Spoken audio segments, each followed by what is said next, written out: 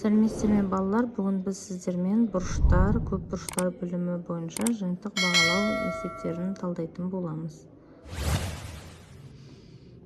Бірінші есеп: сызбаны қолданып әр бұрыштың түріне бір мысал келтіріңіз дейді. Мына бұрыштың түрлері біз сүйір, доғал, тік бұрыш, жазыңқы, толық болып бөлінетінін білеміз. Яғни 0 градустан 90 градусқа дейінгі бұрыштық өлшемі бар бұрыштарды сүйір дейміз. 90-нан артық градустық өлшемді доғал, нақты 90 градус тік бұрыш, 180 градусқа тең болса жазыңқы бұрыш. Осы мына суретте сызбада сүйір, толық бұрыштардың мысалын келтіру керекпіз. Біз үнемі оң жақтан бастап үйренгенбіз. Оң жақтан бастаған бізге ыңғайлы. Сағат тіліне қарсы бағытта қозғаламыз. Егер сағат тіліне қарсы бағытта қозғалатын болсақ, бізде мынау ЕОД бұрышы сүйір бұрыш болып табылады. Өйткені 90 градусқа дейін жетпейді, кіші екенін көріп тұрмыз. Бірақ алайда ескеру керек, егерде мен қарсы бағытқа, сағат тілінің қарсы бағытына қарай қозғалып жатсам. Ал сағат тілімен қатар қолданып, сағат тілі бойымен қозғалатын болсам, онда бізде мынау А, О, Б бұрышы да бізде сүйір бола алады. Бұрыш А, О, Б бұрышы. Бірақ енді бір мысалдан келтіріңіз деген, мен бірақ екеуін де сізге көрсете берейін. Екінші доғал бұрышы дейді. Доғал дегеніміз бізде 90-нан артық, яғни осы бұл тік бұрыш болып табылады. Одан артық бұрыш, мынау біз Б бұрышы артық екенін көріп тұрмыз. Демек ЕОБ доғал болады. ЕОБ доғал болады. Және дәл сол сияқты, енді қарсы сағат тіліне қарсы бағытта жүрдім ғой, енді керісінше жүріп көрейік. Мына бағыттан бастайтын болсам, ол кезде қай бұрыш бізде доғал болады? АОД бұрышы. Бұрыш АОД бұрышы доғал болады. Тік бұрыш деген ол, яғни мына бағыттан оң жақ бағыттан бастайтын болсаңыз, сізде бұрыш осы тік болады. Ал мына бағыттан бастайтын болсаңыз, осы тік болады. 90 градусқа тең болып тұр. Жазыңқы дегеніміз, яғни 180 градусқа тең, ол ЕОА немесе қай бағыттан бастайсыз, соған маңызды, сол жағы маңызды. АОЕ ме? ЕОА немесе бұрыш АОЕ. Екеуі де жазыңқы бұрыш бола алады. Ол біздің қай бағыттан бастағанымызға байланысты. Толық бұрыш дегеніміз, ол да сол толық бұрыш дегеніміз, яғни бір шеңбер бойымен қозғалған кезде біз бір толық бұрыш жасаймыз. Ол бұрышынан бастап, қайта біз бұрышына қайта бұрылып келсек, ол бізде толық бұрыш болады. Немесе А бұрышынан бастасақ та, ол А бұрышынан бастап бір айналым жасап А бұрышына қайта оралатын болсақ, ол бізде толық бұрыш болып табылады. Екінші есепте транспортердің көмегімен берілген бұрыштарды салыңыз дейді. Демек бұл жерде бізге транспортер көмек керек болады.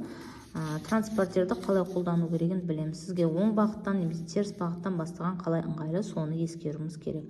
Бірақ сызар бағытта біз үнемі оң жақтан бастаған бізге ыңғайлы.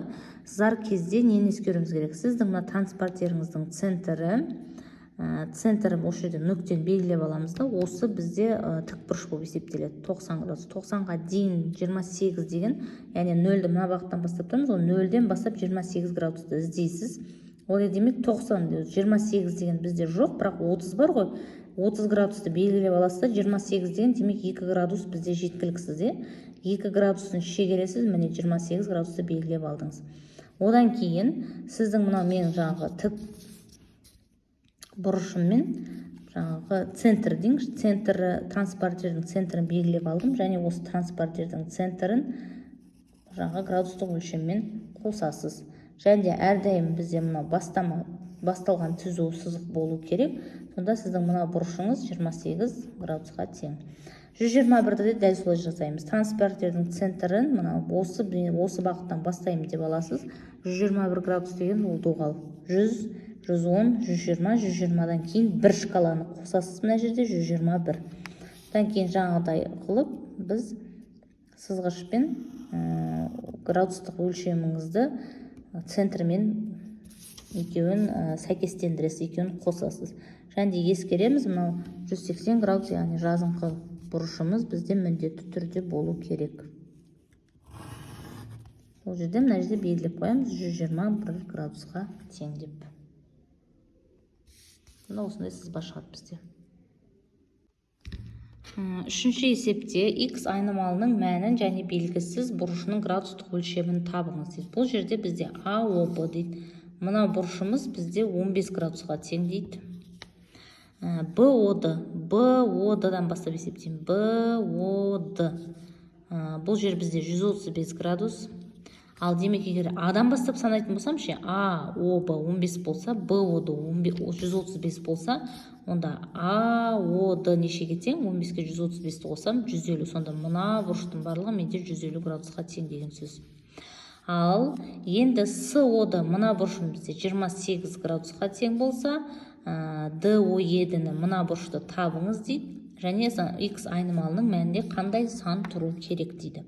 Ол үшін бізде АОЕ немесе ЕОА қай бұрыштан бастағаныңыз, енді АОдан бастайық, өткен бізде Асы басталды. АОЕ 180 градусқа тең. Егерде жазыңқы бұрышым 180 градусқа тең болса, оның АОД бөлігі 150 градусқа тең болса, ДОЕ-ні қалай табам?